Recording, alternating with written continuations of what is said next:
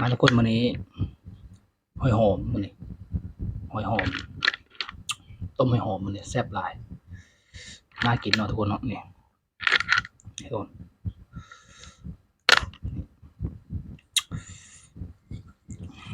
กินกับแจ่วส้มวันนี้ทุกคน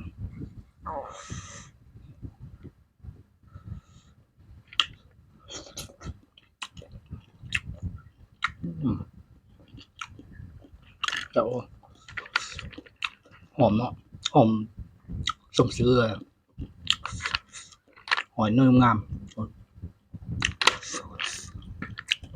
เนี่ยโซ่ไกลๆเลยนะ